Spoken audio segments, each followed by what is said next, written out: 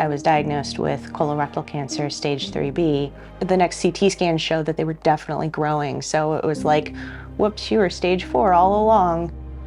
Before I was diagnosed, I was a rock climber and did not trust my body to get back into the rock climbing gym.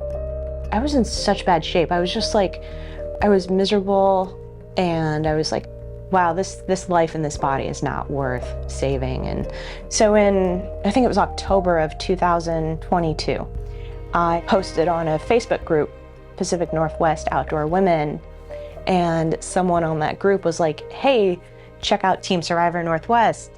And so I went and checked out the website, and I was like, wow, I think I could really get behind this group. I signed up for the stretch and flow class with Coach Denise. I think I did it about 2 or 3 months, and I was like, actually, I think my body's kind of evened out. I feel pretty good. And so I got back into the climbing gym and felt really confident, and was, felt like I could trust my body. And that was like huge confidence for me. And so I definitely attribute that to Team Survivor.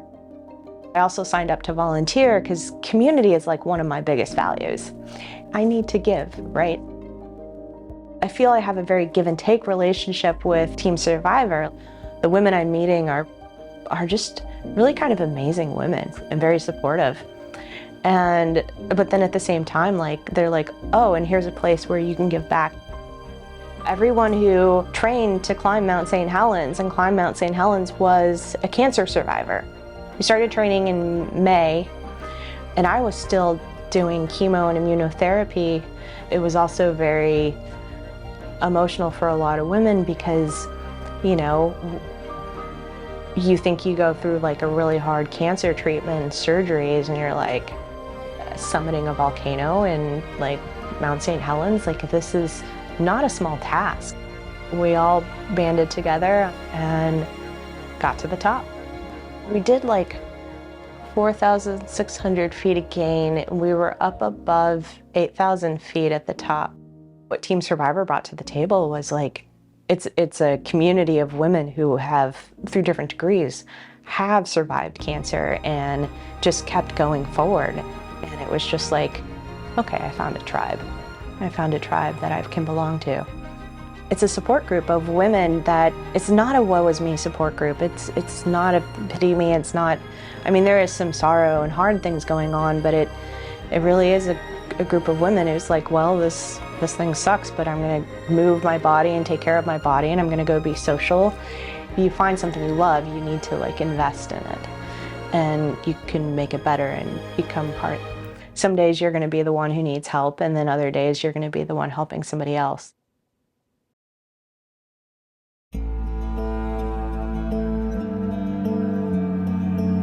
My husband and I came to the United States to study broadcasting in English. We were lucky too, because after we finished with all our studies, we actually found a job in radio. I've always been very responsible about getting mammograms because cancer runs in my family.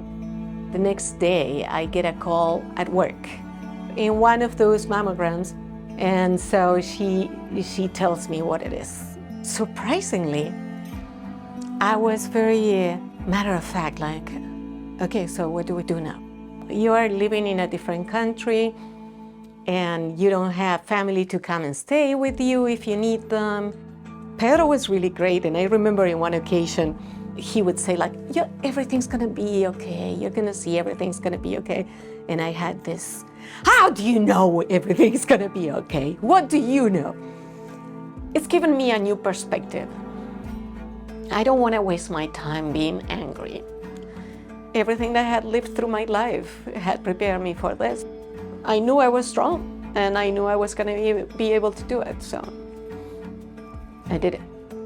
I really didn't want people to always look at me like with sad eyes, like, oh, she had cancer.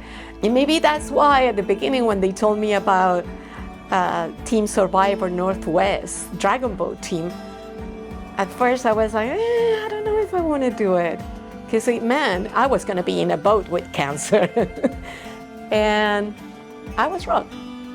It's part of my identity now. So I have so much respect for everyone in the boat for me.